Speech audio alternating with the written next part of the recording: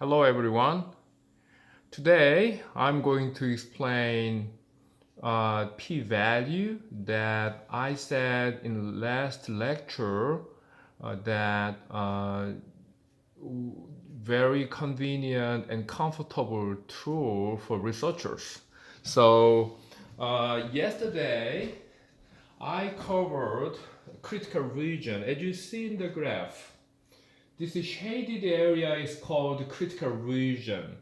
I said that the combined area of this shaded part is equal to alpha level. So if alpha level is 5%, these shaded areas are, if we combine both, it's going to be 5%. Now, then what is p-value? P-value is probability that researchers are supposed to make a mistake. What I mean by that is whatever wonderful research design the researcher may have, they are supposed to make a certain level of mistake. That is called p-value. Now, p-value is also equal to alpha level.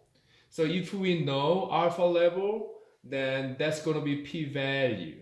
Now we remember that alpha level, the acceptable alpha level in social science is 5%, which means p-value should be lower than 5% for researchers to be able to reject null hypothesis.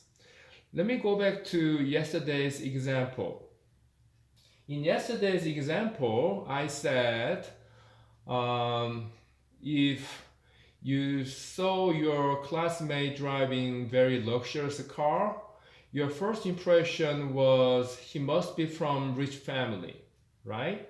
But if you keep seeing him grabbing dollar menu 3 times in a row, or 4 times, or even 5 times in a row, you tend to reject your first impression, and you may conclude that he shouldn't be coming from rich family. Okay? Now, what if he is really coming from rich family, but he is crazy about eating dollar hamburger for his lunch? That's possible scenario. Now, in that case, researchers will make a mistake because, using common sense, researchers, let's say 3 times in a row, if we saw him grabbing dollar menu 3 times in a row, probably most of us can conclude that he's not coming from rich family, which is okay, which is acceptable conclusion. But in the extreme case, he's crazy about that $1 hamburger for his lunch. He still can grab dollar menu 3 times in a row, and he's still a millionaire or billionaire family member. Now, if we just change our conclusion from rich family to the other case by seeing him grabbing dollar menu 3 times in a row, then we make a mistake because we know that he is from rich family, but he is just crazy about dollar menu. That sort of a mistake is called alpha or p-value. Okay? P-value. Now, the why I say that p-value is very convenient tool for researchers.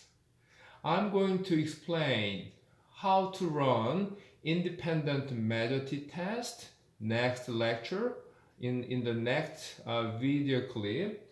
And at the time, as you will see at the time, what we're gonna do is seeing p-value in the independent measures t-test.